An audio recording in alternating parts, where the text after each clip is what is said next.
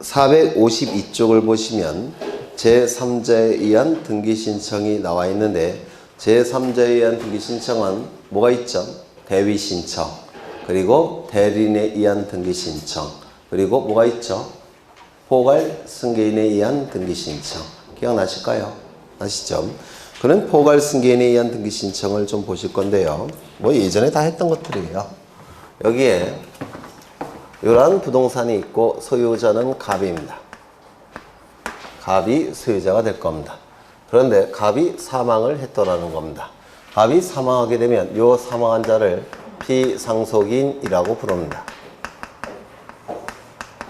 그럼 피상속인은 사망했다는 뜻이니까 권리 능력이 없죠. 따라서 갑이 가지고 있는 모든 재산적 권리와 의무는 하나도 빠짐없이 상속인에게 포괄해서 승계가 이루어지게 될 겁니다. 이를 뭐라고 부르냐면 피상속인이 가지고 있는 모든 재산적 권리와 의무는 포괄해서 상속인에게 승계가 이루어지는데 이를 상속이라고 부를 겁니다. 그래서 이것을 기준으로 한다면 A를 상속인이라고 부르고 이것을 기준으로 한다면 A를 포괄승계인이라고 불러요. 근데 이 포괄승계는 상속보다 개념이 조금 넓은 겁니다. 그래서 포괄승계 안에는 상속도 있고 합병도 있고 포괄유증도 있고 그래서 포괄승계가 좀 더 개념이 큰 개념이에요. 그러면 이제 이 A는 어느 시점에 소유권을 취득합니까? 상속이 개시되는 시점. 상속이 개시되는 시점은 어느 시점이죠? 피상속인 사망시. 피상속인 사망시에 상속인은 소유권을 취득하겠죠. 맞아요. 이 취득한 소유권을 다른 자에게 처분하기 위해서는 어떻게 해야 됩니까? 등기를 갖춰야 되겠죠. 등기를 갖춰야 될 겁니다. 이 등기가 이루어짐으로 인해서 이익이 발생한 자는 누굽니까? A. 등기 권리자. 불이익이 발생한 자는 누구죠? 갑. 등기 의무자. 그래서 등기소에 가서 이렇게 등기를 신청해야 되는데 피상속인은 사망하고 안 계시죠. 따라서 이 등기는 상속인이 단독으로 신청하는 겁니다. 이 단독 신청을 통해서 등기 명의는 갑의 명의에서 A의 명의로 넘어가죠. 맞아요. 이를 상속등기, 상속등기 이렇게 부르게 될 겁니다. 두 번째 여기 이러한 부동산이 있고 소유자는 갑입니다. 갑이 을과 매매계약을 체결합니다. 매매계약이 체결되면 갑에게는 소유권 이전 등기 의무가 발생하죠. 맞아요. 소유권 이전 등기 청구권이 발생을 할 겁니다. 이 소유권 이전 등기 의무를 이행해서 등기까지 이루어지게 되면 갑의 소유권은 을의 소유권으로 변동이 될 겁니다. 맞아요. 그런데 이 등기를 하기 전에 요 매매계약을 체결한 후 갑이 사망을 했더라는 겁니다. 사망한 자를 뭐라고 부르죠? 피상속인이라고 불러요. 그럼 피상속인이 가지고 있는 모든 재산적 권리와 의무는 하나도 빠짐없이 상속인에게 포괄해서 승계가 될 겁니다. 하나도 빠짐없이 포괄해서 승계가 이루어지게 될 겁니다. 이를 뭐라 부릅니까? 상속이라고 부릅니다. 이때 A는 이걸 기준으로 하면 상속인, 이걸 기준으로 하면 포괄 승계인이라고 부를 거예요. 이때 A는 소유권을 취득하죠. 맞아요. 소유권을 취득하지만 이 등기 의무도 같이 취득하죠. 소유권 이전 등기 의무도 같이 취득을 합니다. 따라서 이 A는 이 의무를 이행해야 되겠죠. 이 의무를 이행하는 것이 뭐죠? 등기를 신청하는 겁니다. 그리고 상대방과 같이 신청을 할 겁니다. 이 등기 신청을 뭐라고 부르냐면 포괄승계인에 의한 등기 신청 또는 상속인에 의한 등기 신청이라고 불러요. 그러면 이 포괄승계인에 의한 등기 신청 내지는 상속인에 의한 등기 신청은 누구의 이름에서 누구의 이름으로 넘어가는 겁니까? 갑의 이름에서 을의 이름으로 넘어가는 거죠. 맞아요. 그러면 원래 소유권은 갑에게서 갑이 사망하자마자 누가 소유권을 취득하는 겁니까? A가. 그 다음에 A에서 누구로 소유권이 넘어가야 됩니까? 을로. 그런데 등기부에는 어떻게 등기가 되느냐면 이렇게 등기가 돼요. 1번 소유권 보전 갑에서 2번 소유권 이전 을 이렇게 등기가 실행이 될 겁니다. 그러면 이 등기는 결국은 뭐가 되죠? 중간생략 등기. 따라서 상속인에 의한 등기 신청, 포괄승계인에 의한 등기 신청은 중간생략 등기 일종이지만 우리 등기법에 의해서 인정이 되는 중간생략 등기입니다. 우리 등기법에서 인정되는 중간생략 등기예요. 맞아요. 이걸 뭐라고 부른다고요? 상속 등기 신청. 이쪽은 상속인에 의한 등기 신청. 다르죠? 맞아요. 그럼 여기서의 소유권 이전 등기는 등기 원인이 뭐죠? 매매. 맞습니까? 이거 아닙니까? 매매. 그 다음에 여기서의 등기 원인은 뭐죠? 여기는 등기부에 어떻게 등기가 되겠습니까? 1번 소유권 보전 갑에서 2번 소유권 이전 A. 등기 원인은 뭐죠? 상속. 이렇게 다르죠? 그렇죠? 그러면 책을 좀 보시면 박스에 포괄 승계인에 의한 등기가 왼쪽에 나와 있고요. 포괄 승계인에 의한 등기 신청 나와 있고 오른쪽에 상속에 의한 등기 신청 이렇게 나와 있죠. 맞아요. 포괄 승계인에 의한 등기 신청이 뭐예요? 이거. 상속 등기 신청이 뭔가요? 이거. 맞아요. 그렇죠. 그러면 하나씩 따져보시면 왼쪽부터 보시면 등기 원인은 포괄 승계인에 의한 등기 경우에는 등기 원인이 뭐죠? 법률행위, 매매. 맞아요. 법률행위. 그 다음에 오른쪽을 보시면 등기원인이 뭐죠? 상속. 맞아요. 거기 등기원인 정보의 부존재라고 되어 있는데 단독 신청이니까 등기원인 정보를 등기원인 정보의 부존재? 이거 지우셔요. 등기원인 정보의 부존재 이거 좀 지우시는데 왜냐면 옛날에는 등기원인 정보의 부존재 맞아요. 예전에는 등기원인 정보가 되려면 부동산이 표시가 돼야 되고 법률행위가 있어야 되고 당사자가 있어야지만 등기원인 증서, 즉 등기원인 정보가 될 수가 있었습니다. 그런데 이게 바뀌었어요. 그래서 세 가지 요건이 필요 없습니다. 여기서 이 등기원인 정보는 갑 사망했다는 거, 갑 사망 사실, 그게 등기원인 정보가 돼요. 그래서 이거는 좀 지우셔야 합니다. 좀 잘못 들어간 것 같아요. 무슨 말인지 아시겠죠? 네. 거기 상속 이꼴 등기원인 정보의 부존재라는 단어가 있죠. 그건 지우십니다. 이거 바뀐 건데 반영을 안 하신 거예요. 갑 사망이 등기원인 아닙니까? 그러면 관공서에서 갑 사망했다는 사실을 증명해 주겠죠. 그게 등기원인 증명정보가 돼요. 이건 좀 지우시고요. 그 다음에 등기 신청이 나와 있는데 상속인에 의한 등기 신청은 뭐죠? 등기 신청인은 공동신청 아닙니까? 여기 보시면 공동신청이죠. 맞아요. 상속등기 신청은 단독신청. 단독신청. 그 다음에 등기필 정보가 나와 있는데 공동신청의 경우는 등기부자는 등기소에 등기필 정보를 제공해야 되죠. 상속등기는 단독신청이니까 등기필 정보를 등기소에 제공할 필요가 없겠죠. 그 다음에 기타 첨부 서면 나와 있는데 상속인에 의한 등기 신청, 상속을 증명하는 시군구면의 장애 서면이나 기타 상속을 증명할 만한 서면을 왜 안 보이지 글씨가? 첨부에 누가 읽어주시겠어요? 첨부의 허가 대상 토지의 경우 허가증, 농지의 경우에는 농지증. 그렇죠. 네. 읽어보시면 될 테고, 그 밑에 보시면 등기실에 읽어보시면 될 겁니다.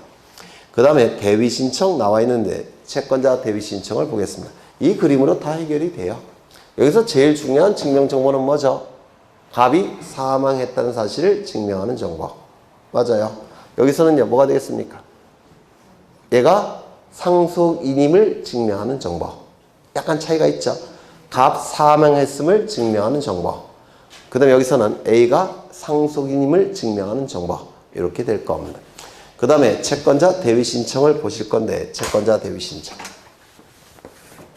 여기 이러한 부동산이 있고 소유자가 갑이 될 겁니다. 갑이 을과 매매 계약을 체결하면 갑이 가진 소유권은 을의 소유권으로 넘어가겠죠. 등기까지 이루어지면. 이때 갑을 뭐라 부르죠? 등기 의무자. 을을 뭐라 부르죠? 등기 권리자. 그래서 이렇게 갑과 을은 등기소에 가서 등기를 공동으로 신청하게 될 겁니다. 이때 갑은 등기를 해주고 싶어요. 대금을 받았으니까. 그런데 이 매수인 을이 등기를 받아가지 않더라는 겁니다. 그 이유를 따져봤더니 매수인 을에게는 채권자가 이렇게 존재하더라는 겁니다. 그래서 을 명의로 등기가 실행이 되면 채권자가 강제 집행 들어올 것 같으니까 그게 무서워서 등기를 받아가지 않더라는 겁니다. 이때 A는 채무자의 이 등기 신청권을 어떻게 행사할 수 있죠? 대위 신청할 수 있다라고 했죠. 이를 뭐라고 부르죠? 채권자 대위 신청이라고 부릅니다. 이 채권자 대위 신청은 우리 민법 제404조에 채권자 대위권이라는 권리가 있는데 이 채권자 대위권이라는 권리에 근거한 채권자 대위권이라는 권리에 근거한 채권자 고유의 권리입니다. 채권자 고유의 권리이기 때문에 이 채권자 대위 신청은 누구의 이름으로 행사할까요? 채권자 이름으로 행사하는 겁니다. 맞아요. 채권자 이름으로 행사하지만 누구의 이름으로 등기가 이루어집니까? 채무자 이름으로 등기가 이루어져요. 프린트에 있죠? 프린트 B입니다. 채권자 대위 신청은 채권자 대위권이라는 민법 제404조의 근거에서 행사하는 권리이기 때문에 누구의 이름으로 행사한다고요? 채권자 이름으로 행사합니다. 누구의 이름으로 등기가 된다고요? 채무자 이름으로 등기하는 겁니다. 그런데 이 채권자 대위 신청은 이건 이외적인 권리예요. 왜냐하면 당사자가 등기 신청하는 게 원칙이죠. 그런데 채권자는 당사자가 아니라 제3자죠. 제3자이기 때문에 예외적으로 신청하는 겁니다. 예외적으로 신청하는 것이어서 그 요건이 충족이 돼야 돼요. 이 요건을 기억해 두셔야 되는데 요건은 세 가지가 있습니다. 첫 번째, 채권자에게 채권이 있을 것. 이걸 민법에서는 피보전 권리라고 부릅니다. 보호되는 권리라고 해서 피보전 권리. 두 번째, 채무자에게 등기 신청권이 있을 것. 이걸 민법에서는 피대위 권리라고 불러요. 피대위 권리. 세 번째, 이 채무자 명의의 등기는 채무자에게 분리해서는 안 됩니다. 이 세 가지 요건이 충족이 됐을 때 채권자는 채무자의 등기 신청권을 누구의 이름으로 행사한다고요? 채권자 이름으로 행사합니다. 다만 등기부에는 누구의 이름으로 등기가 되죠? 채무자 이름으로 등기가 될 겁니다. 이때 이 등기는 채무자에게 분리해서는 안 된다는 이 의미는 분리를 달리 표현하면 불이익이죠. 불이익. 그러면 이 문구를 해석을 해보면 이 등기는 채무자에게 불이익이 돼서는 안 된다는 뜻입니다. 그럼 여기서 불이익이라는 얘기는 누가 갖는 겁니까? 등기 의무자가 갖는 것이죠. 맞아요. 그러면 이거는 등기 의무자에서는 안 된다는 뜻이에요. 그래서 이 채권자 대위 신청을 통해서 이루어지는 이 등기는 채무자가 등기 의무자가 돼서는 안 된다는 뜻입니다. 그럼 등기 의무자가 누굽니까? 얘가 등기 의무자죠. 맞아요. 그럼 얘가 채무자여서는 안 된다는 뜻이에요. 그 말은 요 갑의 채권자는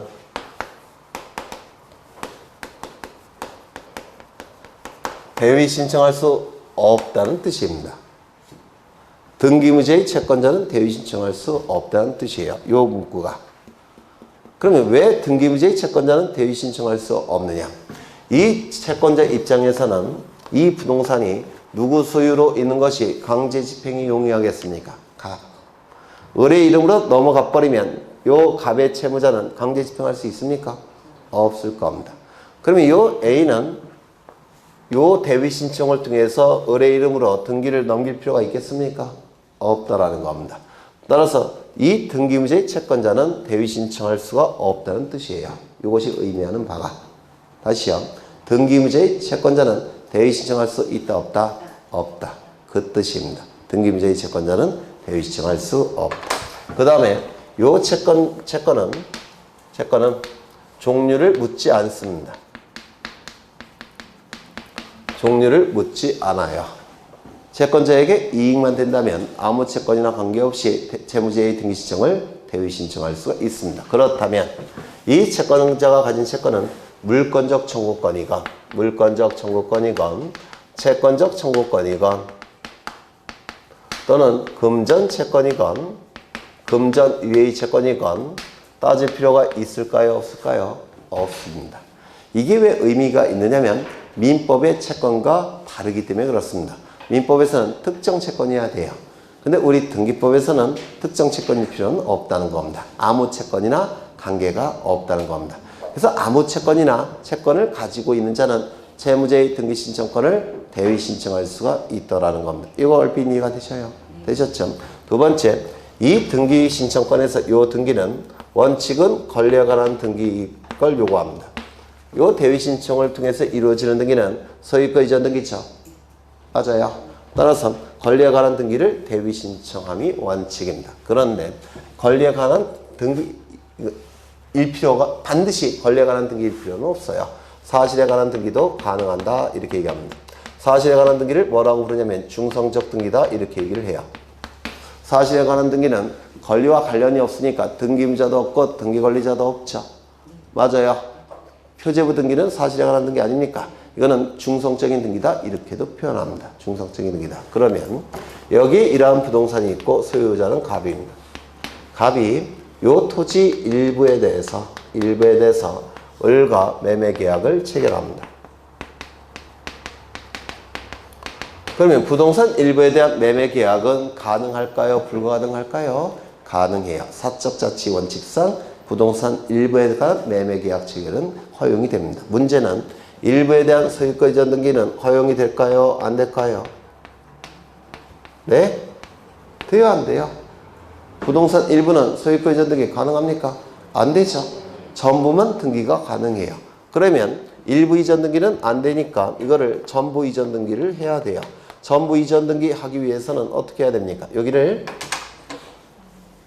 분할을 해야 되지 않겠습니까? 분필을 해야 되겠죠. 이 분필 등기는 면적이 줄어드는 등기니까 표제부 등기예요. 표제부 등기는 단독 신청입니까? 공동 신청입니까? 단독 신청입니다. 그래서 등기소에 가서 이 분필 등기를 단독으로 신청하는 겁니다. 맞아요. 그런데 이 분필 등기가 신청이 돼서 분필 등기가 돼야지만 을은 소유권 이전 등기를 할 수가 있다는 겁니다. 그 이유는 일부 소유권 이전 등기는 허용되지 않으니까. 맞아요. 그러면 을을 위해서 갑이 분필 등기 신청해 주면 좋을 텐데 안 해줄 수도 있을 겁니다. 귀찮고 뭐 그래서 비용도 들고 하니까 그때는 요 을이 갑이 요 분필 등기 신청을 대위 신청이 가능합니다. 그러면 요 을의 갑이 분필 등기 대위 신청은 권리에 관한 등기입니까? 사실에 관한 등기입니까? 표제부 등기니까 면적과 관련된 등기죠. 표제부 등기, 사실에 관한 등기예요. 따라서 이 대위 신청을 통한 이 등기는 반드시 권리에 관한 등기일 필요는 없다는 겁니다. 사실에 관한 등기도 자신에게 이익만 발생한다면 대위 신청이 가능하다는 뜻이에요. 맞아요. 즉 중성적인 등기도 대위 신청이 가능하다는 겁니다. 얼핏 되셨을까요? 안 되셨을까요? 하나 더. 이때는 본래의 등기가 공동 신청입니까? 단독 신청입니까? 공동 신청. 그럼 대위 신청도 공동 신청입니다. 본래의 등기가 공동 신청이면 대위 신청도 공동 신청. 본래의 등기가 단독 신청이라고 한다면 대위 신청도 단독 신청. 맞아요. 그렇죠. 그 다음에 하나 더. 여기에 이러한 부동산이 있고 소유자가 갑입니다. 출제될 수 있는 걸 다 보는 거예요. 갑이 소유자인데 갑이 을과 매매 계약을 체결합니다. 소유권 이전 등기까지 이루어지면 갑이 가진 소유권은 을의 소유권으로 바뀌겠죠. 그래서 갑과 을은 등기소에 가서 등기를 공동으로 신청해야 될 겁니다. 그런데 아직 등기를 신청하지 않은 단계예요. 을의 이름으로 등기가 되지 않았습니다. 아직까지는. 이때 을은 병과 매매 계약을 체결합니다. 그러면 이제 을과 병은 등기소에 가서 등기를 신청해야 될 겁니다. 그런데 병의 이름으로 등기가 되기 위해서는 먼저 누구의 이름으로 등기돼야 될까요? 을의 이름으로 등기가 돼야 될 겁니다. 그래서 갑은 등기를 해준다고 하는데 을이 받아가지 않더라는 겁니다. 그러면 이때 요 병은 요 을의 등기를 대위 신청할 수 있느냐? 따져보죠. 병은 채권이 있습니까? 있죠. 소유권 이전 등기 청구권이 있죠. 그 다음에 얘는 채무자가 되겠죠. 소유권 이전 등기 의무. 채무자는 등기 신청권이 있습니까? 없어요. 매매계약이 체결됐으니까 이렇게 공동으로 등기 신청하는 거 아닙니까? 등기 신청권이 있죠. 다시요. 병은 소유권 전등기 청구권이라는 채권이 있고 을은 등기 신청권이 있죠. 그리고 이 을명의 등기는 을에게 불리합니까? 불리하지 않습니까? 불리하지 않아요. 을명의로 등기가 되는 거니까 세 개의 요건을 다 충족하니까 대위 신청 가능합니까? 대위 신청이 가능합니다. 그렇죠. 대위 신청을 통해서 누구의 이름으로 등기합니까? 을. 그럼 을명의로 등기가 됐으니까 이제 병은 을과 같이 등기소에 가서 자신의 이름으로 등기하면 되겠죠. 맞아요. 그렇죠. 이때 을은 병은 정가 매매 계약을 체결합니다. 그러면 현재 등기 명의는 누구 명의로 되어 있느냐면 갑의 명의로 등기가 되어 있는 상태예요. 그러면 이 정의 입장에서는 을의 이름으로 등기가 되고 그 다음에 병의 이름으로 등기가 되고 그래야지만 자신의 이름으로 등기할 수 있겠죠. 그런데 이때 을이 등기를 안 해주더라는 겁니다. 그러면 요 정원 요 대위 신청에 대해서 또 한 번 대위 신청을 통해서 을의 이름으로 등기를 갖출 수 있느냐. 이걸 뭐라고 그러냐면 이중의 대위 신청 또는 채권자가 또 대위 신청한다 이렇게 얘기를 합니다. 따져보면 돼요. 병은 정은 채권이 있습니까? 있죠. 그리고 채무자 병은 등기 신청권이 있습니까? 대위 신청권도 등기 신청권의 일종이에요. 그러면 이때 요 정의 대위 신청을 통해서 누구의 이름으로 등기가 되느냐면 을의 이름으로 등기가 될 겁니다. 이거는 채무자에게 불리한 등기입니까? 불리하진 않죠. 그렇죠. 그러면 대위 신청을 또 한번 대위 신청할 수 있다 없다? 있다. 이를 이중의 대위 신청 또는 채권자도 또 대위 신청할 수 있다 이렇게 얘기합니다. 이 정도 보시면 되지 않을까 싶어요. 그러면 프린트를 보시죠. 거기 채권자 대위 신청에서 첫째 줄을 보시면 채권자가 누구의 이름으로 행사합니까? 채권자의 이름으로 행사합니다. 누구 명의의 등기를 하는 겁니까? 채무자의 이름으로 등기를 하는 겁니다. 요건을 보시면 채권자에게 채권이 있어야 되는데 그 채권은 종류를 따진다, 따지지 않는다. 따지지 않는다.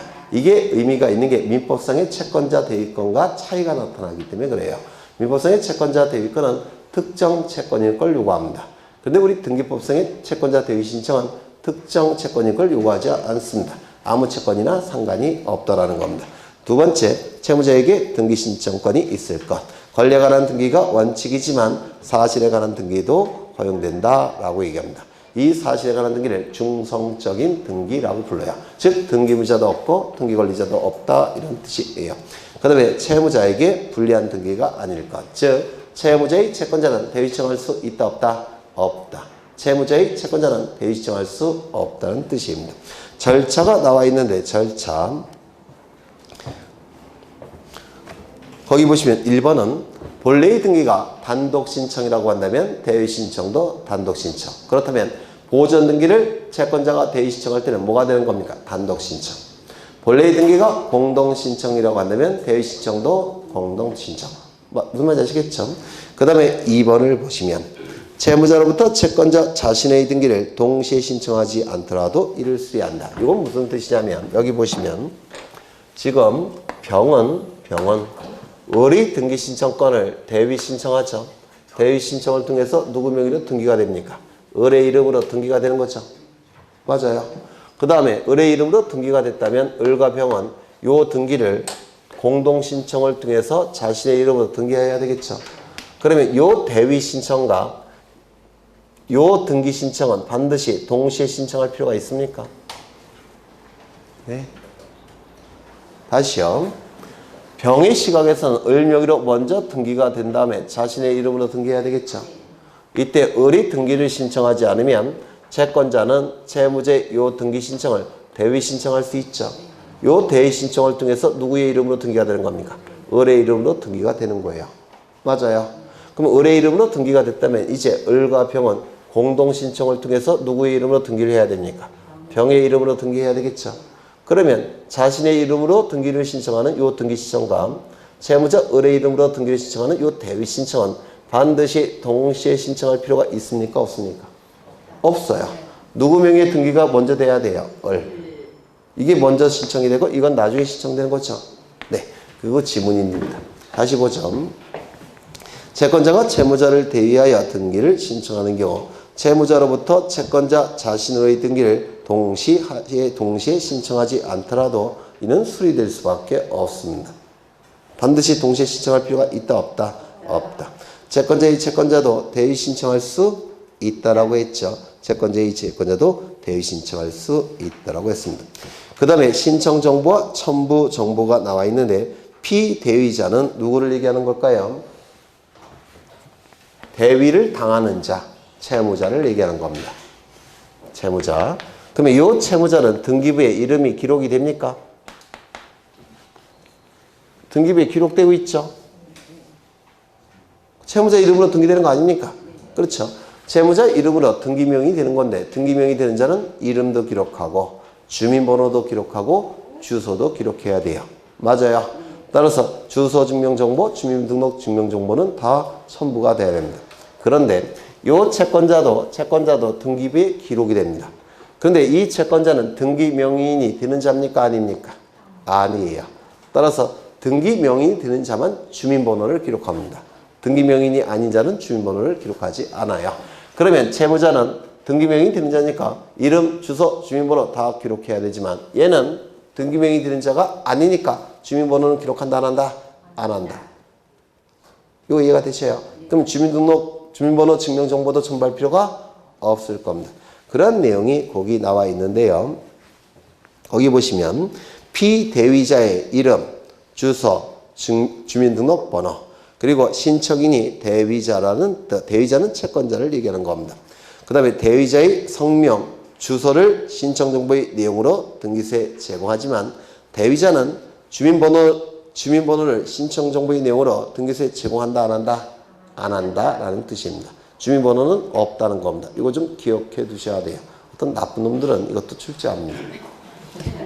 그 다음에 대위원인을 증명하는 정보라고 되어 있는데 대위원인을 증명하는 정보는 채권자에게 이 채권을 발생시키는 것을 대위원인이라고 불러요. 대위원인. 이 채권 때문에 대위 신청했죠. 그래서 이 채권을 발생시키는 법률행위를 대위원인이라고 부릅니다.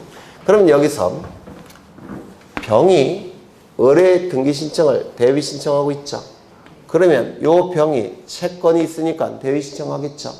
그러면 이 대위원인은 뭘까요? 이게 대위원인이 되는 겁니다. 채권을 발생시키는 법률행위. 이게 대위원인이라고 불러요.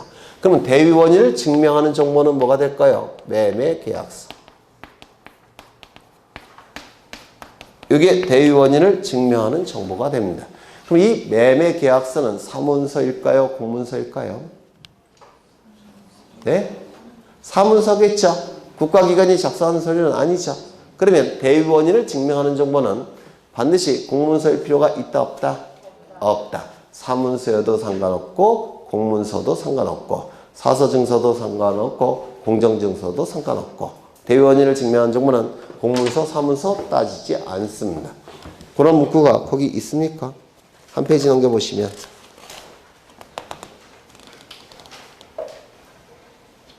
없나?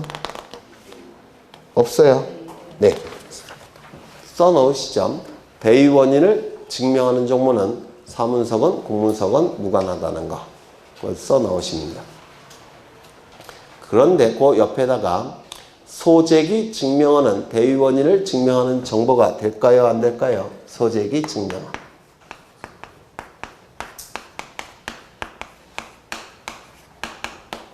소송을 제기하면 법원으로부터 돈을 내면 증명서류를 한 장 발급해줘요.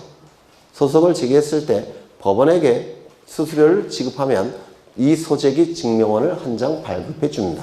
그럼 이 소재기 증명원은 대위원인을 증명하는 정보가 될까요? 안 될까요? 안 돼요. 이유는요. 소재기 증명원은 돈만 있으면 누구나 만들 수가 있습니다. 소재기 증명원은 돈만 있으면 누구나 만들 수 있기 때문에 소재기 증명원은 대위원인을 증명하는 정보가 된다 안 된다? 안 된다. 그거 하나 더 써놓으십니다. 그러면 이제 거기 한 페이지 넘겨보시면 채권자는 주민번호는 기록하지 않는다고 했죠. 왜? 등기명인이 되는 자가 아니니까. 맞아요. 그 다음에 이 채권자 대위 신청의 경우에는 누가 신청을 했죠? 채권자가 신청했죠. 따라서 신청인에게 한 장 영수증이 발급되죠. 이게 뭐죠? 등기완료 통지. 맞아요. 채권자에게 등기완료 통지가 될 겁니다. 또한 신청인은 여기서 누구죠? 채권자. 맞습니까? 등기부에 기록되는 등기명의는 누구죠? 채무자. 일치하지 아니할 때는 권리에 관한 등기에서 등기 신청인과 등기부에 기록되는 등기명인이 일치하지 아니할 때는 이 등기명인에게 등기필 정보가 작성돼서 통지됩니까? 안 됩니까? 안 된다고 했죠. 대신 무엇으로 통지해 준다고 했죠? 등기완료 통지. 맞아요. 그러면 이때 채권자 대위 신청의 경우에는 채권자에게는 영수증으로 등기완료 통지가 이루어지게 되고, 그 다음에 이 채무자에게는 등기필 정보 대신 등기완료 통지가 이루어지게 됩니다. 이거 강조했던 거예요. 그러면 결국은 채권자, 채무자 둘 다 등기완료 통지를 받게 될 겁니다. 맞아요. 그렇죠. 그래서 이 니은은 좀 기억해 두셔야 됩니다. 요즘 각광받고 있는 지문이 돼요. 그 다음에 구분건물 표시 등기에 대위 신청 나와 있는데 이거 기억나셔요? 나셔요? 안 나셔요?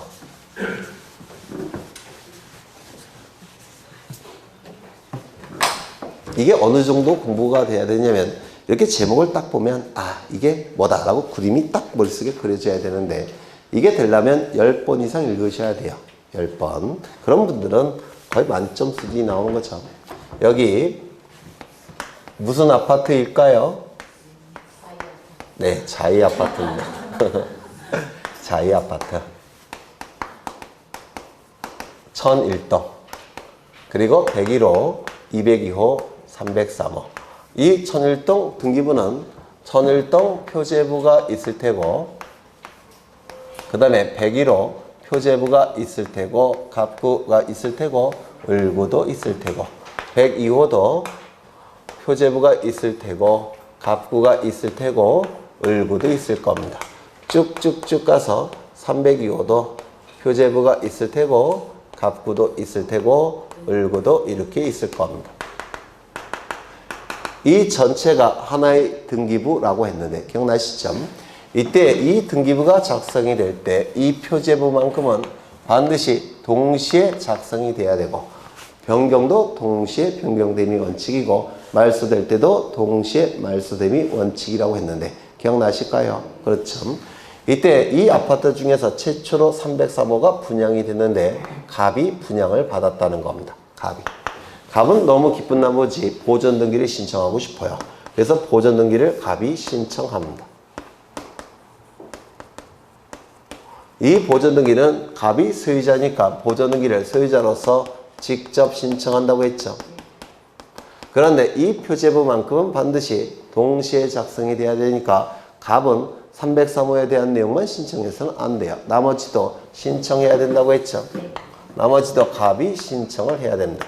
그런데 표제부만 동시에 작성이 되는 거니까 이런 것들은 갑이 신청할 수가 없어요.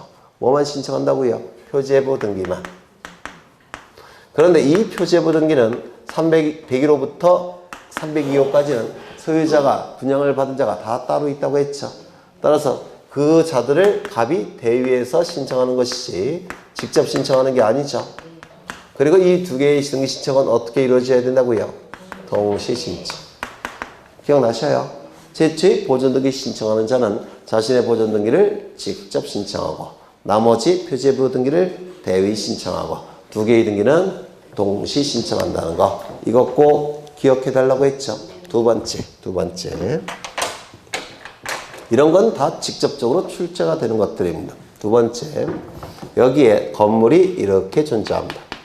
건물의 소유자는 갑이고요. 다 했던 거예요. 2번 이상 했던 겁니다. 이 갑은 을에게 갑은 자신의 토지 위에 이렇게 건물을 가지고 있는 상태입니다. 이때 등기부가 존재하겠죠. 표제부가 있을 테고 그리고 갑구도 있을 테고 을구도 이렇게 존재할 겁니다. 맞아요. 건물 등기부가 이렇게 있더라는 겁니다. 이때 갑은 을에게 지상권을 설정해 줍니다. 그래서 을은 지상권 설정 등기라고 지상권을 취득하게 될 겁니다. 을이 지상권을 취득한 목적은 뭐냐면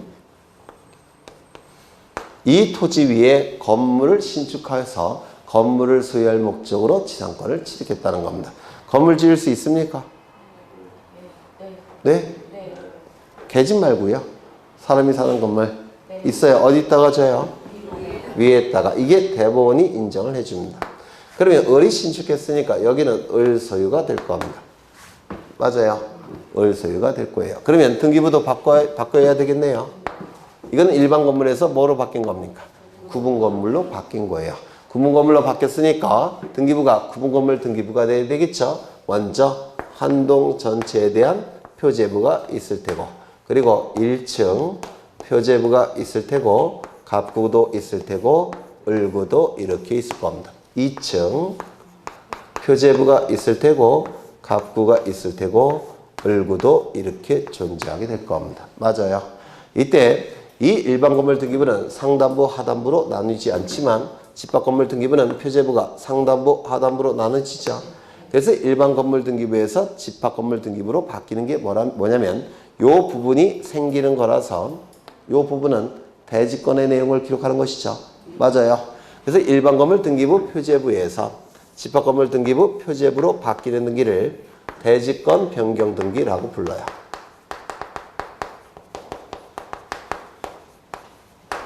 일반 건물 등기부 표제부에서 집합 건물 등기부 표제부로 바뀌는 등기를 대지권 변경 등기라고 부릅니다. 그래서 대지권의 발생, 변경, 소멸과 관련된 등기를 대지권 변경 등기라고 하는데 여기 대지권을 기록하는 칸이 생겼죠. 그래서 대지권 변경 등기라고 부릅니다. 마찬가지로 이쪽에서 이쪽으로 바뀌는 것도 대지권 변경 등기예요. 그렇다면 을은 너무 기쁜 나머지 2층 부분에 대해서 무슨 등기 신청할까요? 소유권 보존 등기를 신청할 겁니다. 맞아요. 이건 자신이 소유자니까 직접 신청하는 거죠. 맞습니까? 그런데 이것도 동시에 작성이 돼야 된다고 했죠. 그러면 을은 나머지 것들도 대지권 변경 등기 신청해야 되겠죠. 대지권 변경 등기는 표제부 등기예요.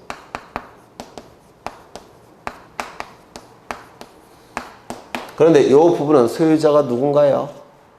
갑이겠죠. 갑이 신청해야 되는데 누가 대신 신청하고 있습니까? 을이. 그렇죠. 그래서 이 부분은 직접 신청입니까? 대위 신청입니까? 대위 신청. 두 가지 등기는 어떻게 신청이 된다고요? 동시 신청. 똑같아요. 그렇죠. 그러면 한번 읽어나 보죠. 1번. 한 동의 건물에 속하는 구분 건물 중의 일부만에 관하여 소유권 보존 등기를 신청하는 갑은 그 나머지 구분 건물에 관하여는 표시에 관한 등기, 표제부 등기를 동시에 신청해야 되며 소유권 보존 등기를 신청하는 구분 건물의 소유자 갑은 한 동 건물에 속하는 다른 구분 건물 소유자에 대위하여 즉 을을 대위하여 그 건물의 표제부 등기를 신청할 수 있다. 해석을 하자면 제초의 보존 등기 신청을 하는 자는 제초의 보존 등기를 직접 신청하는 자는 나머지 표제부 등기도 소유자를 대위해서 신청하고 두 개의 등기는 동시에 신청을 해야 된다는 겁니다. 되셨을까요? 그 다음에 2번을 보시죠. 구분 건물이 아닌 건물로 등기된 건물에 접속하여 구분 건물이 아닌 건물로 등기된 건물에 접속하여 구분 건물을 신축한 경우에 그 신축 건물의 소유권 보존 등기를 직접 신청할 때는 구분 건물이 아닌 건물을 구분 건물로 변경하는 건물의 표시 변경 등기. 이게 뭐죠? 대지권 변경 등기. 즉 표제부 등기입니다. 이 대지권 변경 등기, 표제부 등기를 동시에 신청해야 된다. 이거예요. 번역을 해보자면 이때 구분 건물이 아닌 건물을 구분 건물로 바꾸는 등기를 신청할 때는 그 건물에 신축된 건물의 소유권을 취득한 자는 보존 등기를 직접 신청하고 나머지 대지권 변경 등기는 대위 신청하고 두 개의 등기는 동시에 신청을 하더라는 겁니다. 그래서 이건 굉장히 중요하니까 좀 기억해 두셔야 돼요. 하나 더.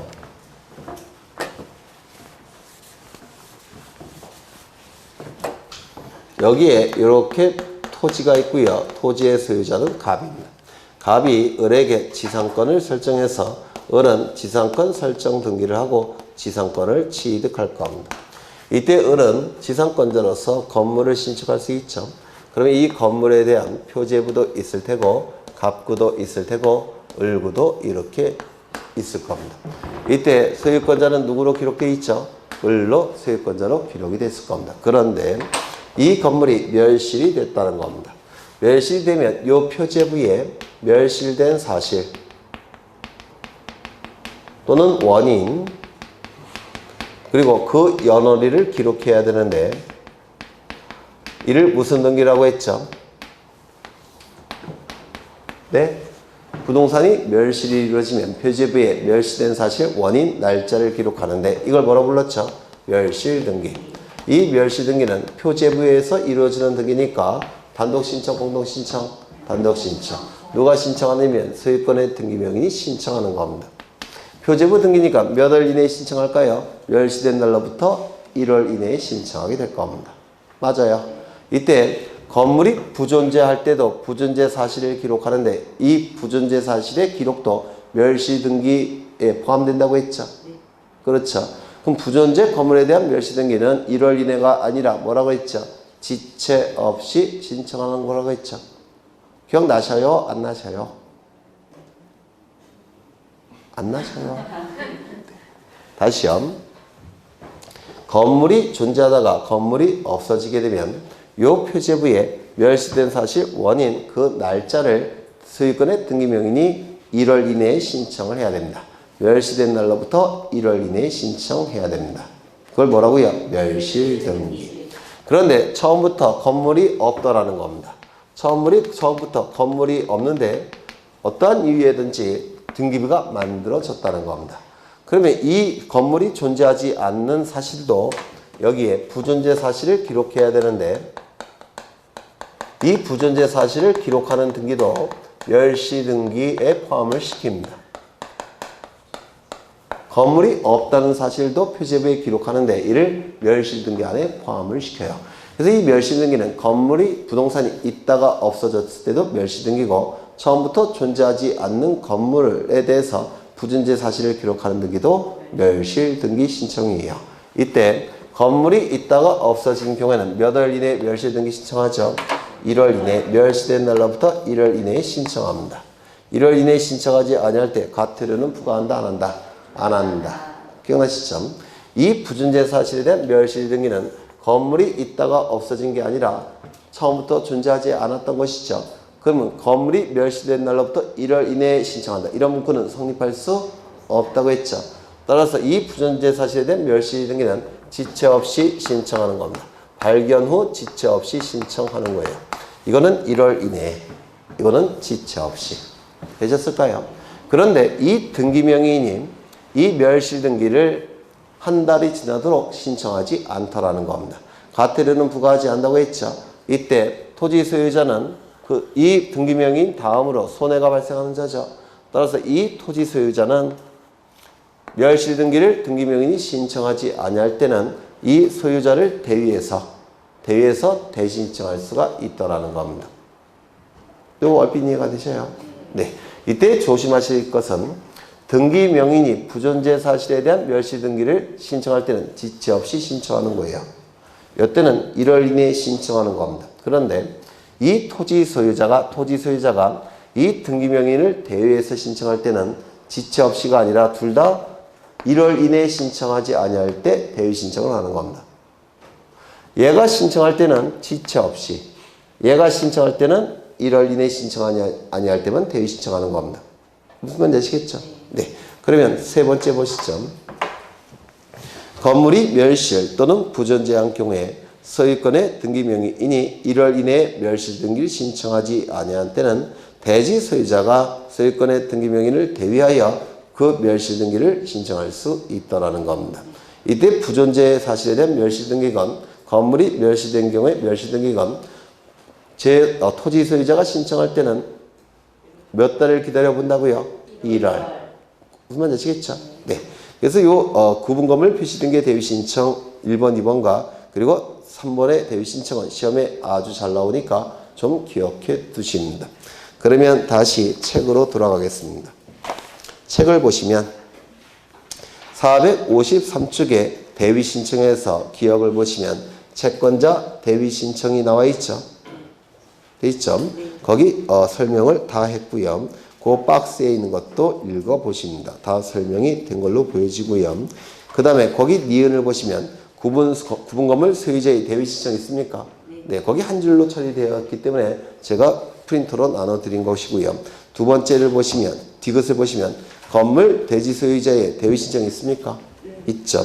그 다음에 토지 수용 시 기업체의 대위 신청. 이거 설명드린 것 같은데. 신청 정보의 내용과 기존의 등기부의 내용이 일치하지 아니하면 수용으로 인한 등기 신청할 때 각하한다고 했죠. 각하되지 않도록 하기 위해서 신청 정보의 내용과 등기부의 기록 내용을 일치시키는 신청을 사업시행자가 대위 신청한다라고 했습니다. 그 다음에 대리인에 의한 등기 신청 나와 있는데 대리인에 의한 등기 신청. 여기서 제일 중요한 것은 거기 참고입니다. 참고. 방문 신청은 아무나 대리 신청이 가능하지만 전자 신청의 대리만큼은 누가 대리 신청할 수 있다고 했죠? 자격자 대리인. 기억나셔요? 방문 신청은 아무나 대리 신청이 가능하죠. 하지만 전자 신청의 대리만큼은 자격자 대리인인 변호사나 법무사만 전자 신청을 대리할 수 있다라고 했습니다. 맞아요. 그 다음에 중요한 것이 뭐 대리권의 존속 시기와 흠결의 효과 기업 A는 그냥 읽어보시고요. A도 뭐 마찬가지인데 이 대리인이 등기를 신청하는 거죠. 맞아요. 대리인이 등기를 신청하는 거니까 대리권은 어느 시점까지만 있으면 충분합니까? 접수 시점까지만 있으면 충분하겠죠. 등기가 실행될 때까지 대리권이 계속 있어야 됩니까? 아니죠.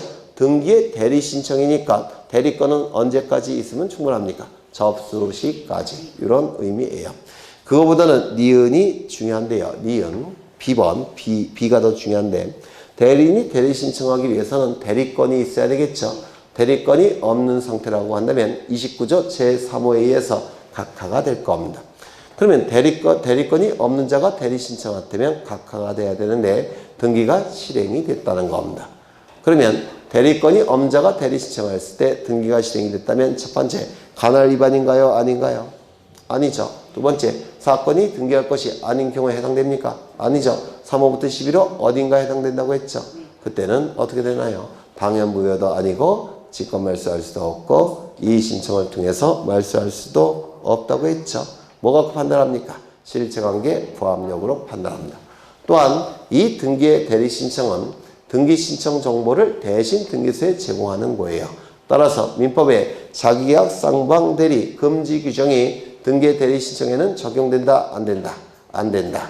따라서 자기계약 쌍방 대리에 관한 등기 신청은 다 허용이 된다라고 했죠. 기억나셔요? 나실까요? 안 나실까요?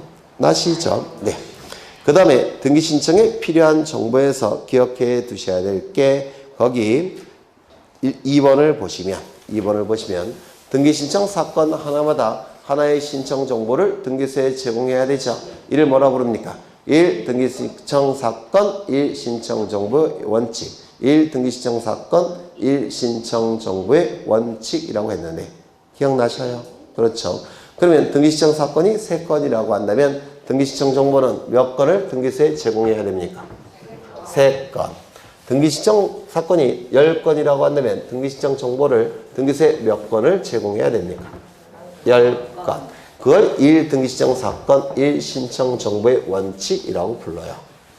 그게 원칙입니다. 또는 1건 1 신청주의라고도 얘기합니다. 그런데 그 등기 신청 사건이 서로 관련되어 있다고 한다면 여러 개의 등기 신청 사건이 서로 관련되어 있다고 한다면 한 건의 신청 정보로 일괄하여 등기를 신청할 수가 있는데 이를 뭐라고 불렀습니까? 일괄 신청이라고 불렀어요. 기억나셔요? 그래서 일괄 신청을 이제 보겠다는 겁니다. 여러분 교재가 약간 오류가 있기 때문에 교환으로 가겠습니다. 교환이 아니라 프린트.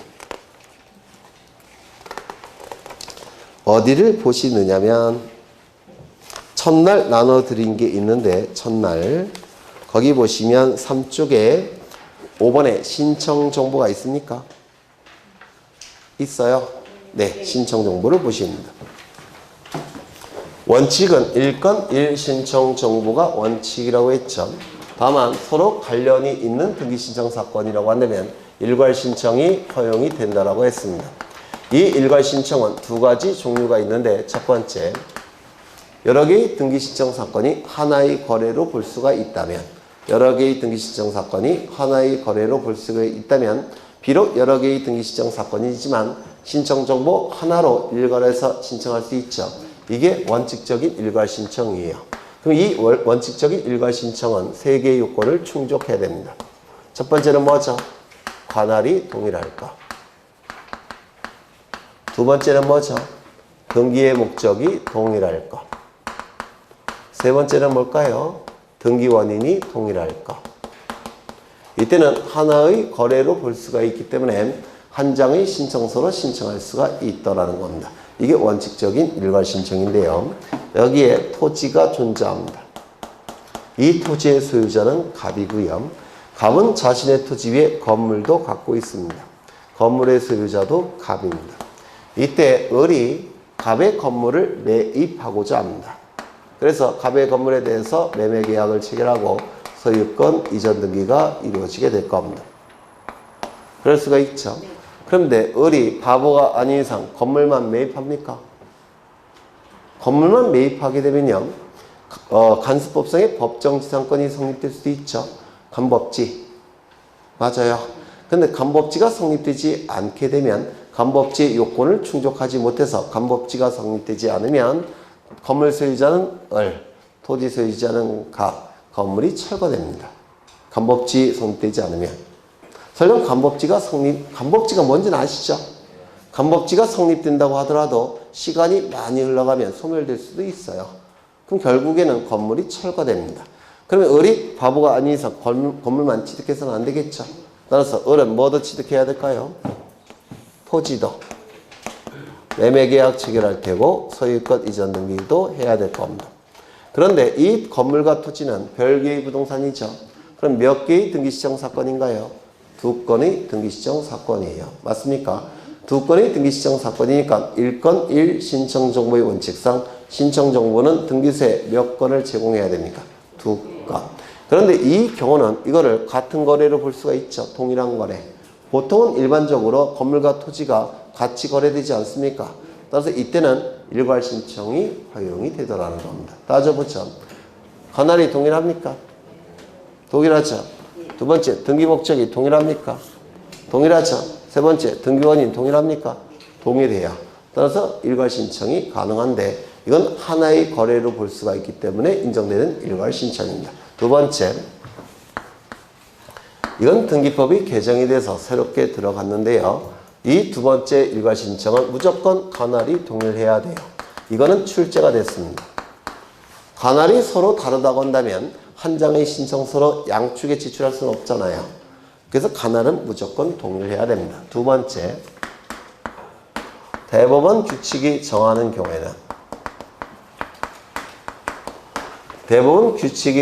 경우에는 일괄 신청이 가능합니다. 그럼 대법원 규칙이 정하는 경우에는 세 가지가 있는데요. 첫 번째는 공동 저당권.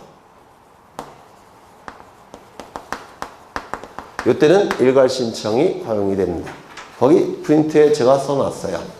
동일한 채권을 담보하기 위해선 소유자가 다른 수개의 부동산에 대해서 공동으로 저당권 등기를 신청할 때는 일괄 신청이 가능합니다. 그럼 이것이 의미하는 바는 뭐냐면, 이것부터 먼저 하죠. 이거는 공매 절차를 얘기합니다. 이거는 매각 절차. 그래서 이 세 개의 사안의 경우에는 한 건의 신청 정보로 등기를 신청할 수 있는데, 공통점은 뭐냐면 서로 관련된 거래 절차입니다. 관련된 거래이기 때문에 한 건의 신청 정보로 일괄해서 신청할 수가 있는데요. 이게 집중적으로 출제가 됩니다. 그리고 이것도 지금 보실 거예요. 지금 보여드릴 겁니다. 요거를 먼저 보시면 했던 거예요. 이건 여러 번. 갑은 7억짜리 부동산을 가지고 있습니다. 7억짜리 부동산을 가지고 있는데요. 은행으로부터 돈을 빌리고 싶습니다. 얼마를 빌리고 싶냐면 10억 원을 빌리고 싶어요. 담보를 요구하겠죠. 그러면 이걸 담보로 제공한다면 저당권을 설정해 준다고 한다면 10억을 빌려줄까요? 안 빌려줄까요? 안 빌려줘요. 왜? 담보가 부족하니까. 그렇죠. 그래서 갑은 친구에게 부탁을 합니다. 친구에게 부탁해서 친구 소유 부동산이 3억짜리인데 이것도 좀 담보로 제공해달라고 부탁을 해요. 원래 담보 제공하면 안 되겠죠. 근데 워낙 친한 친구다 보니까 담보로 제공을 하더라는 겁니다.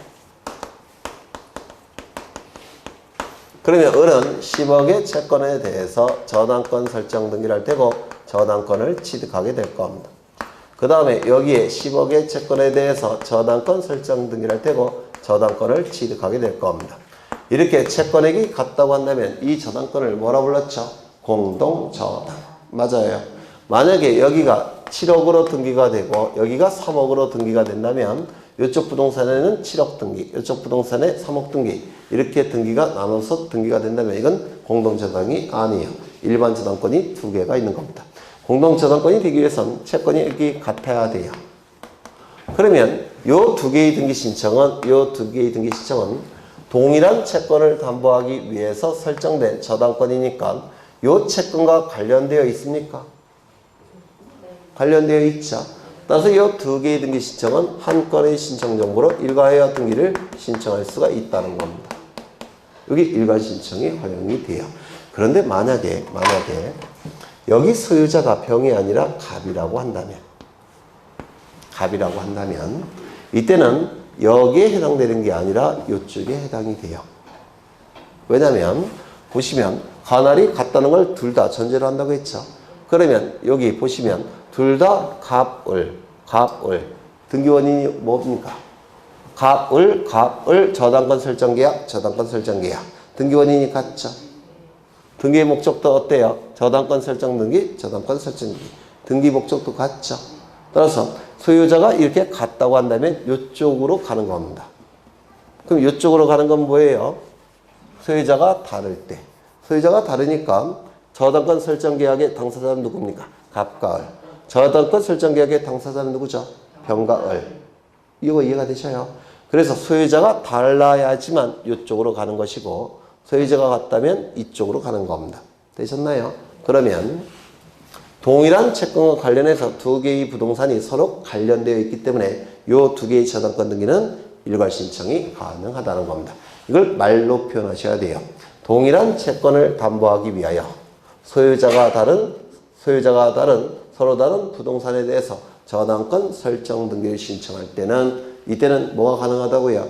일괄 신청. 이거 이해가 되셔요? 두 번째. 제가 이런 그림을 그린 적이 있어요. 여기에 이런 부동산이 있고 소유자는 A입니다.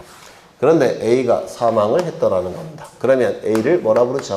비상속인이라고 부릅니다. 맞아요. 비상속인이 될 겁니다. 그럼 비상속인이 가지고 있는 모든 재산적 권리와 의무는 하나도 빠짐없이 상속인에게 포괄해서 승계가 되겠죠. 따라서 소유자는 누굽니까? 갑이 소유자가 될 겁니다. 상속을 받았으니까. 그런데 아직 상속 등기는 하지 않은 상태예요. 상속 등기는 하지 않았으니까 등기부에는 누가 소유자로 기록되어 있겠습니까? A가. 맞아요. 그렇죠. 그러면 이 갑은 상속세를 납부해야 되겠죠. 세무서에 상속세를 납부해야 될 겁니다. 그런데 상속세를 납부하지 않더라는 겁니다. 세금을 납부하지 않더라는 겁니다.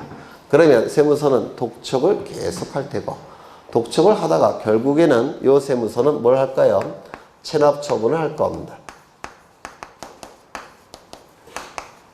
맞습니까?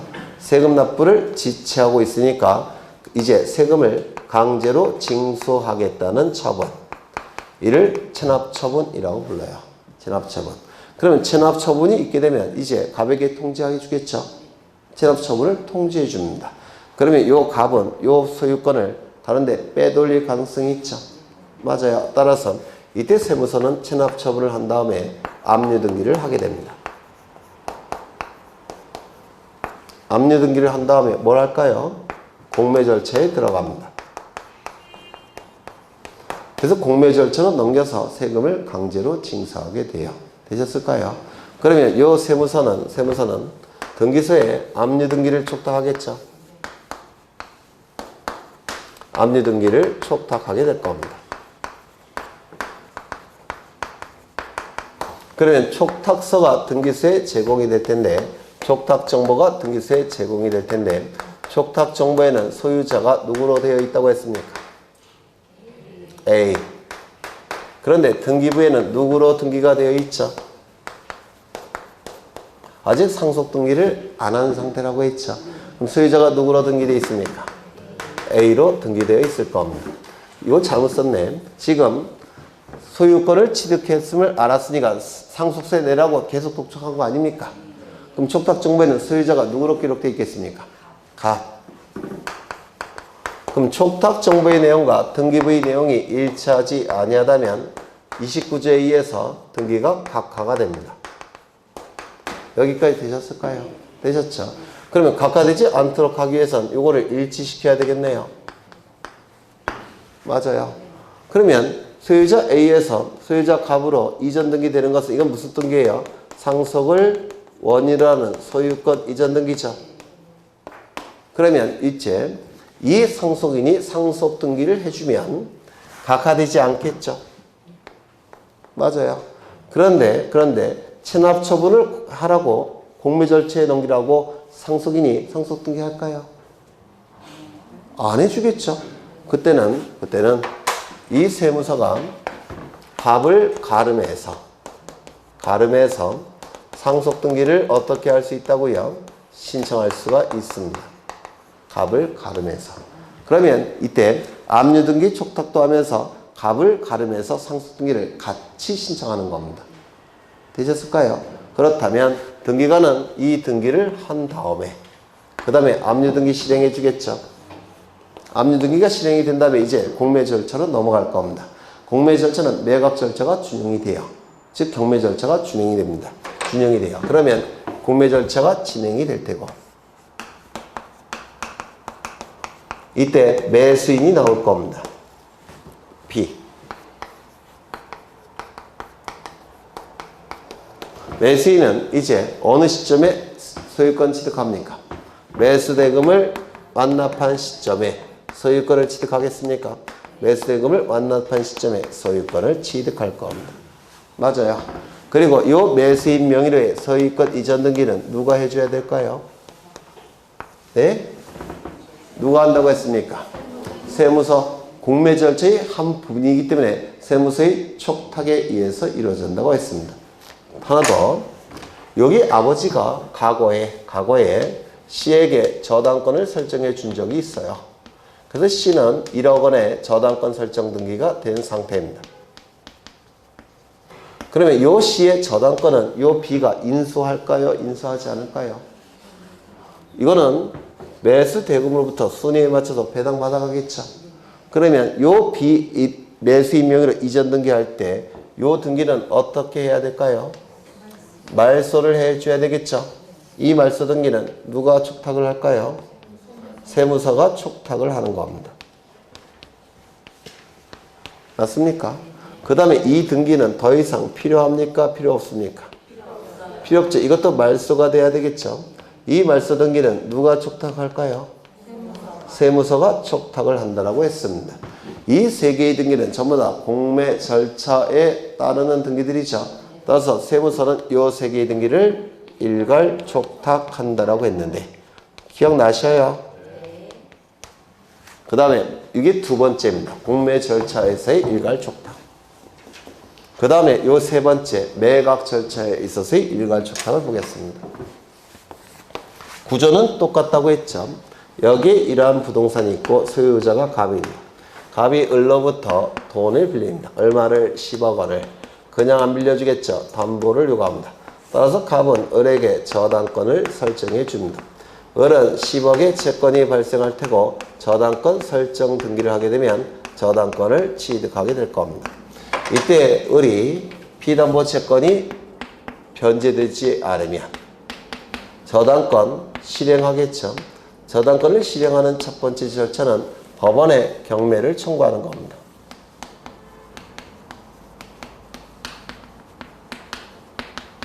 경매가 청구가 되면 법원에서는 경매 절차를 개시하겠다고 결정을 내립니다. 이때의 경매는 임의경매를 얘기해요. 담보물권자는 임의경매를 신청하는 겁니다. 그래서 경매 절차 개시 결정을 내리고 이거를 등기를 촉탁합니다. 등기소에 경매 개시 결정 등기를 촉탁합니다. 그 다음에 이제 경매 절차가 진행이 돼요. 요즘은 매각 절차라는 용어를 더 많이 씁니다. 그러면 여기 매수인이 있을 텐데 매수인은 어느 시점에 소유권을 취득하는 겁니까? 매각 대금을 다 낸 시점에 소유권을 취득합니다. 맞습니까? 매각 대금을 다 낸 시점에 소유권을 취득합니다. 그럼 이 매각 대금으로부터 순위에 맞춰서 배당을 받아가게 될 겁니다. 이를 우선 변제 받는다 이렇게 얘기를 해요. 그래서 이 저당권은 경매 청구권, 우선 변제권 그리고 별제권으로 구성된 게 저당권이에요. 강조드렸죠? 경매 청구권, 우선 변제권, 별제권. 별제권은 뭐냐면 이 저당권자는 담보물권자이기 때문에 일반 채권자와는 별도로 변제받을 권리가 있습니다. 채무자가 파산 선고를 받았을 때 이를 별제권이라고 부릅니다. 그래서 이 저당권의 효력은 세 가지예요. 경매 청구권, 우선 변제권, 별제권. 담보가등기도 가담법에서 담보가등기는 저당권과 같은 효력이 있다라고 규정되어 있기 때문에 가등기 담보권도 세 가지 효력이 있겠네요. 맞아요. 이거 민법등기법 양쪽에서 한 번씩 출제가 된 겁니다. 가등기 담보권도 세 가지 효력이 있습니다. 경매 청구권, 우선 변제권, 별제권. 맞아요. 그렇죠. 그러면 이제 소유권을 취득했으니까 요 A 명의로 소유권 이전 등기 돼야 되겠죠. 이거 누가 해줘야 될까요? 매각 절차의 한 부분이니까 매각 절차를 주관하고 있는 법원이 해줘야 되겠죠. 맞습니까? 이때 이 저당권은 어떻게 되죠? 말수가 돼야 되죠. 변제받았으니까. 그렇죠. 이 등기는 말수가 돼야 될 겁니다. 이거 누가 해줘야 될까요? 법원이. 요 등기는 어쩔까요? 더 이상 필요가 없죠. 이 등기도 말소시켜야 되겠죠. 이거 누가 해줘야 될까요? 법원이. 전부 다 한 건의 촉탁 정보로 촉탁합니다. 일괄 촉탁. 되셨나요? 이거 벌써 두 번째 하는 거예요. 두 번째. 그러면 프린트를 보시면 신청 정보의 기록 내용이 나와 있는데 원칙은 뭐죠? 등기시청 한 건당, 등기시청 사건 한 건당 한 건의 신청 정보를 등기소에 제공함이 원칙이죠. 예외적으로 일괄 촉탁이 있는데요. 1번을 보시면 등기 목적과 등기 원인이 동일하거나 등기 목적과 등기 원인이 동일하거나 또는 대법원 규칙으로 정하는 경우에는 같은 등기소의 관할 내에 있는 즉 관할이 동일한 경우에는 여러 건의 등기 신청 사건일지라도 한 건의 신청 정보로 일괄하여 등기를 신청할 수 있다는 겁니다. 이것도 출제가 됐어요. 관할이 동일할 것. 그 다음에 거기 보시면 1번 기억 같은 대법원 규칙이 정하는 경우 그 밑에 나와 있죠. 대법원 규칙이 정하는 경우 같은 채권의 담보를 위하여 소유자가 다른 여러 개의 부동산에 대한 저당권 설정 등기를 신청하는 경우 이거 꼭 외워두셔야 됩니다. 같은 채권의 담보를 위하여 소유자가 다른 여러 개의 부동산에 대해서 저당권 설정 등기를 신청하는 경우 이유를 보시면 법제 97조 각 호의 등기를 촉탁하는 경우 법제 97조를 보시면 공매처분을 얘기한다고 했죠. 공매처분. 첫 번째, 공매처분으로 인한 권리이전 등기. 공매처분으로 인한 권리이전 등기는 이거죠. 맞아요. 권리이전 등기. 공매처분으로 인하여 소멸한 권리등기 말소 등기. 공매처분으로 인하여 소멸한 권리등기 말소 등기. 그렇죠. 세 번째, 체납처분에 관한 압류등기 말소 등기. 체납처분으로 인한 압류등기 말소 등기는 일괄 촉탁합니다. 맞습니까? 그 다음에 그 밑에 보시면 민사집행법 제144조 제1항 각호의 등기를 촉탁하는 경우. 1번 매수인 앞으로 소유권을 이전하는 등기. 이거네요. 얘를 매수인이라고 불러요. 매수인 앞으로의 소유권 이전 등기. 맞죠? 2번을 보시면 매수인이 인수하지 아니한 부동산의 부담에 관한 기입을 말소하는 등기. 요 저당권 등기는 매수인이 인수합니까? 인수하지 않습니까? 인수하지 않죠. 이 권리에 관한 등기의 말소 등기. 세 번째, 경매 개시 결정 등기를 말소하는 등기. 경매 개시 결정 등기를 말소하는 등기는 전부 다 법원의 일괄 촉탁에 의해서 이루어지게 될 겁니다. 얼핏 되셨을까요? 특히 기억을 반드시 기억해 주셔야 합니다. 기억을. 되셨나요? 네, 됐다고 보시죠. 책에 약간 오해의 여지가 있기 때문에 네, 그렇게 보여드린 것이고요. 그 다음에 오른쪽을 보시면 여기서 필요한 게 전자신청이겠네요. 전자신청. 그렇죠. 전자신청을 보겠습니다. 이것도 프린트를 좀 보시죠. 너무 간략하게 나와 있어서. 되셨습니까? 프린트. 지난주에 나눠드린 거죠. 지난주에.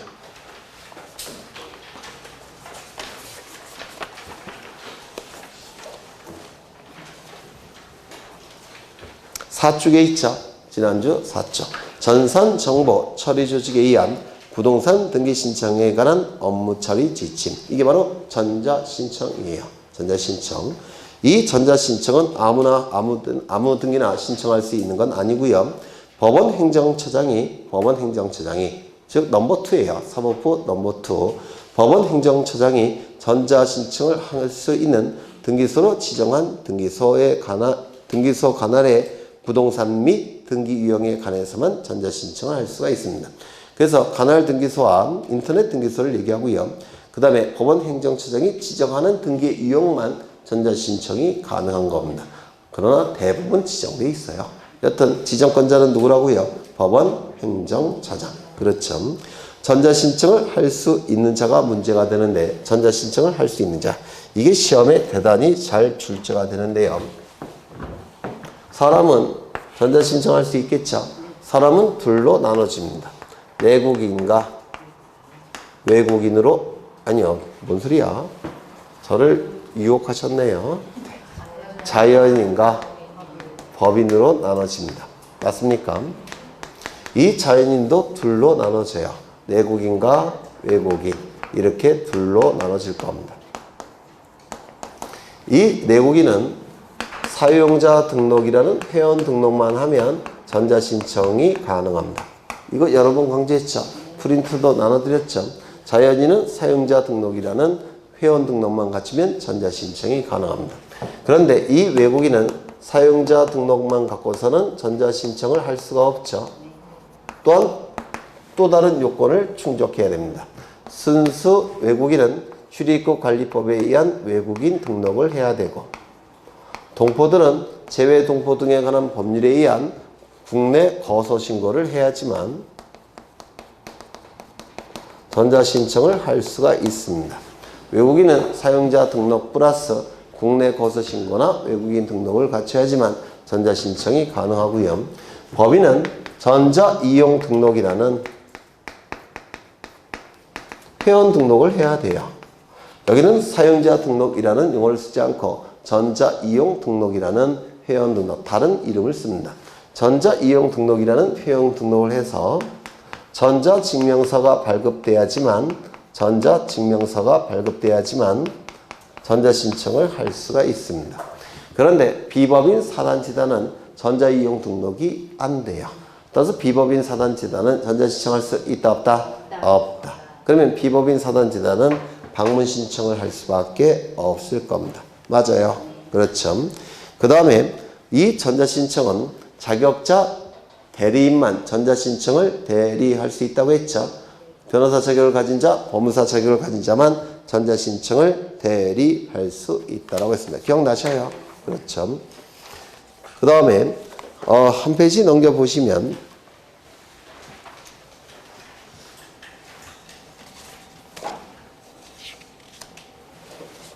네, 그 정도 읽어보시면 될 것 같아요. 한 페이지 넘겨보시면 거기 밑줄 친 것, 두꺼운 글씨 처리한 것들이 있죠. 네, 그런 거 위주로 좀 보시면 돼요.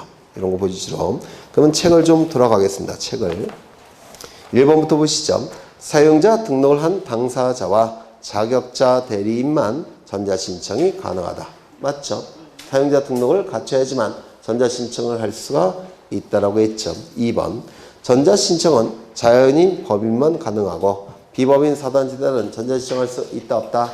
없다. 3번은 사용자 등록은 반드시 본인이 등기소에 출석하여 등록해야 되며 유효기간 3년, 유효기간 만료일 3개월 전부터 만료일까지는 전자신청할 수 있으며 연장기간은 3년이고 횟수의 제한은 없다. 맞습니까? 네. 맞죠?